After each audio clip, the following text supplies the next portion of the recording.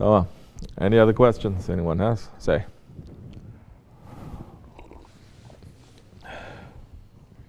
Bismillahirrahmanirrahim. What happens to a Muslim who is buried in the way of kufr against his wishes? How might he feel knowing that this is being done to him? Bismillahirrahmanirrahim. This question is important because it is happening every day now. Especially people who are living in non-Muslim countries.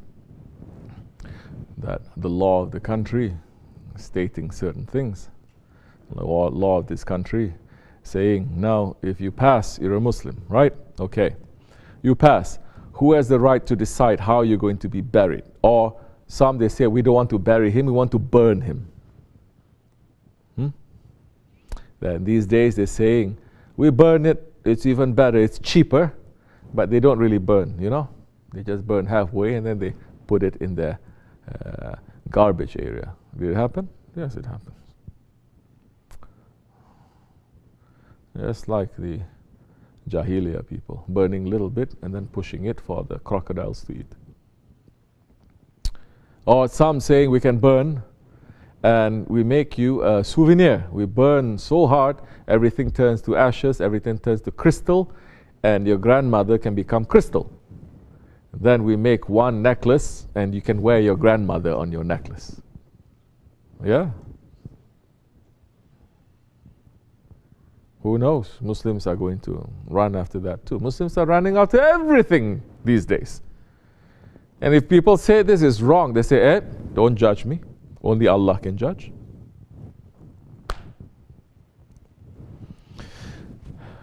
So in these Western countries, especially non-Muslim countries, there are certain laws that are like that. And it's very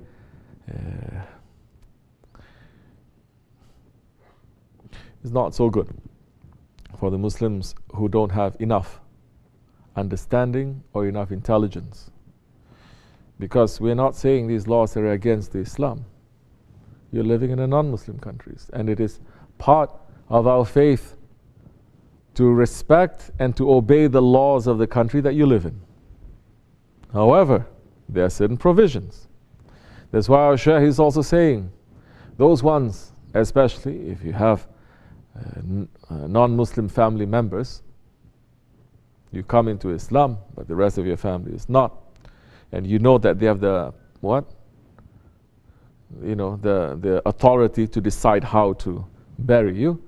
If you leave a will saying, I wish to be buried like this, and like this, Islamic way, this person is going to do this, and you make everything legitimate and easy to be done, which it can be easily be done in so many Western countries, then that time the law will also protect your right to do that, for your last wishes to be obeyed. The believer cannot be in ghaflat, cannot be caught unawares. So which is why our Shaykh is telling people, everyone, write a living will. Because later, if you are buried, even if you're in these days, to be buried is a big blessing for you. Like I said so many times, they do other things. If you are burned, it's a big problem for you because the body feels everything. Even after death, everything. But it cannot scream, it cannot react. That's why the Holy Prophet ﷺ is saying, don't wash the dead body, the janazah, with water that is too hot or too cold, because it feels.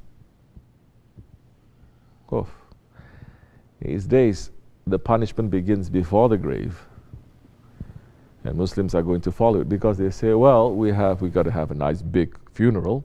We have to invite thousands of people to come, so we have to keep the body fresh. Why not we take out all the blood? Why not we pump it with other chemicals to keep it alive? Meaning you're putting fire into every part of the body and it cannot scream. But it is in pain. It is in pain, that body. It is feeling everything. That at least is something. It's very bad.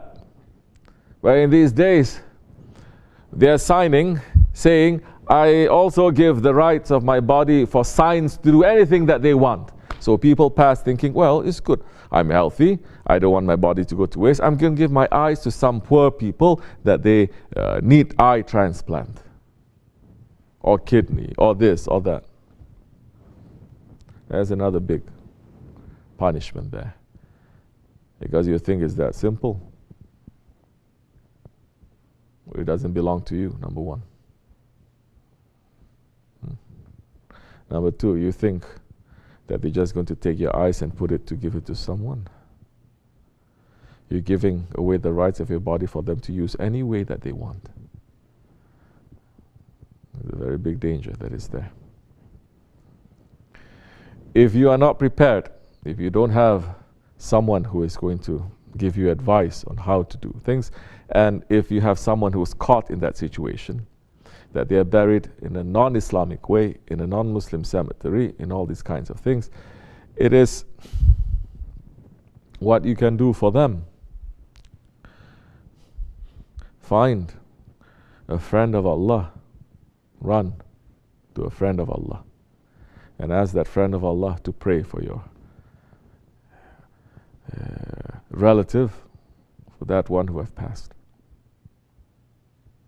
What you can do, you must pray for that one, because that one is already under heavy burden and punishment. It's sunnat, especially they're holding it strong in the Ottoman times. If someone dies, they all get together, they make zikr together, no? They make la ilaha illallah together. How many they do? 70,000 la ilaha illallah they make. Oh, that is bid'ah. How about to keep the body in the freezer for 3? Oh, no, that's not bid'ah. That's every deviation is welcome.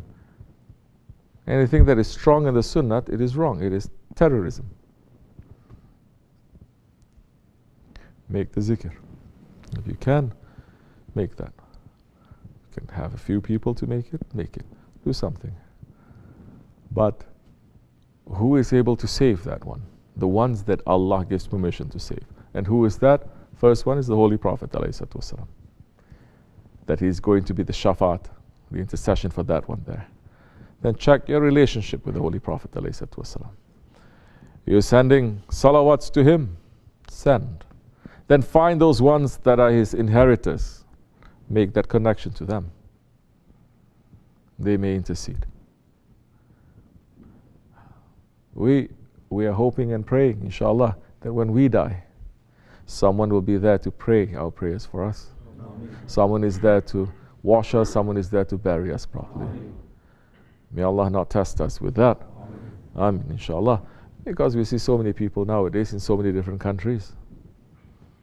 We're seeing every day, the Muslim countries.